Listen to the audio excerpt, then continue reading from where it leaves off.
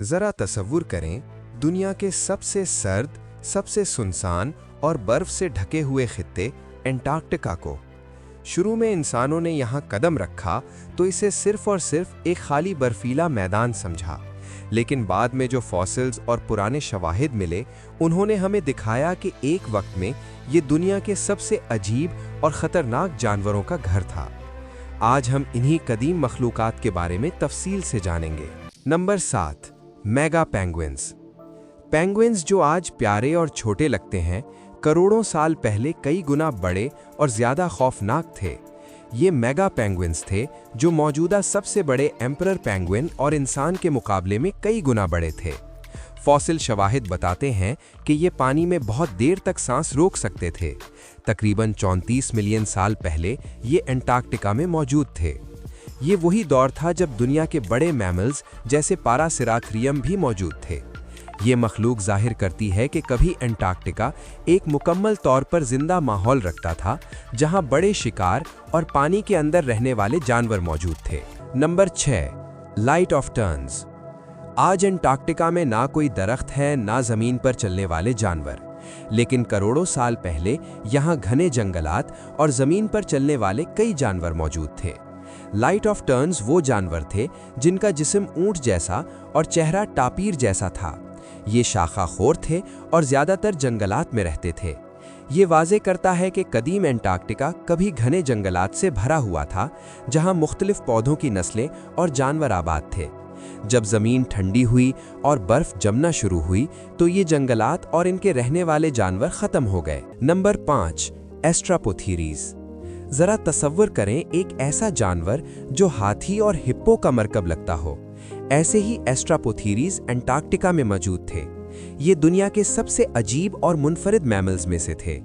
हमें नहीं मालूम कि इनके मौजूदा दौर के करीबी रिश्तेदार कौन हैं, लेकिन ये शाखाखोर थे और तकरीबन 34 मिलियन साल पहले यहाँ मौजूद थे।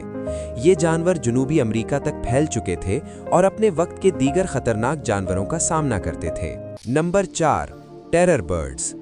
जब शाखाखोर जानवर थे तो शिकारी भी मौजूद थे। टेरर बर्ड्स वो खौफनाक परिंदे थे जो बड़े और छोटे दोनों जानवरों का शिकार करते थे। इनके फॉसिल्स और हजारों साल पुराने फुटप्रिंट से जाहिर होता है कि ये बड़े इलाके में आज़ादाना घूमते थे। आज के छोटे परिंदे इन्हीं के करीबी रिश्तेदार समझे जाते हैं, लेकिन एक ज़माने में ये एंटार्क्टिका के एपेक्स प्रेडेटर्स थे। नंबर 3, बिसिलियोसॉरस। बिसिलियोसॉरस एक पुरानी व्हेल थी जो तकरीबन 60 फुट लंबी थी। इसके पिछले छोटे पैर इस बात का सबूत थे कि ये किसी चारपाई जानवर से इर्तिका पजीर हुई थी। ये तकरीबन 34 मिलियन साल पहले दुनिया के मौसमी तब्दीली के असरात की वजह से महदूम हो गई। ये समुंदर में बेहतरीन शिकार करने वाले जानवर थे और अपने वक्त में एपेक्स प्रेडेटर कहलाते थे। नंबर 2, क्रायोलोफोसॉरस। क्रायोलोफोसॉरस एंटार्क्टिका के पुराने डायनासोरों में से एक था। इसके सर पर एक मुनफरिद क्रेस्ट होता था, शायद मेटिंग, कम्युनिकेशन या अपनी ताकत दिखाने के लिए। ये अपने वक्त के सबसे बड़े शिकार करने वाले थे और तकरीबन 180 मिलियन साल पहले यहाँ पाए गए। ये वो दौर था जब एंटार्क्टिका गोंडवाना के हिस्सा के तौर पर ज़मीन में शामिल था। नंबर 1, लिस्ट्रोसॉरस। लिस्ट्रोसॉरस एंटार्क्टिका का सबसे अहम और अजीब पुराना जानवर था। इसके फॉसिल्स सबसे पहले जनूबी अफ्रीका में मिले, फिर इंडिया में और आखिरकार एंटार्क्टिका में। ये साबित करता है कि ज़मीन के बड़े बर्रे आज़म एक वक्त में जुड़े हुए थे। लिस्ट्रोसॉरस मैमल्स के इब्तिदाई रिश्तेदार थे और इनमें हाइबरनेशन की सलाहियत थी।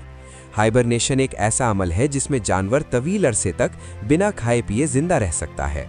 माहिरीन का मानना है कि मुस्तकबिल में इंसान इसी सलाहियत का इस्तेमाल करते हुए दूसरे सैयारों पर जिंदा रह सकते हैं। यूं एंटार्क्टिका कभी सिर्फ बर्फ का मैदान नहीं था।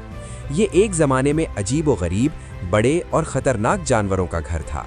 फॉसिल्स और साइंसी तहकीक हमें इनकी ज़िंदगी और माहौल के बारे में तफसीली मालूमात फराहम करती हैं।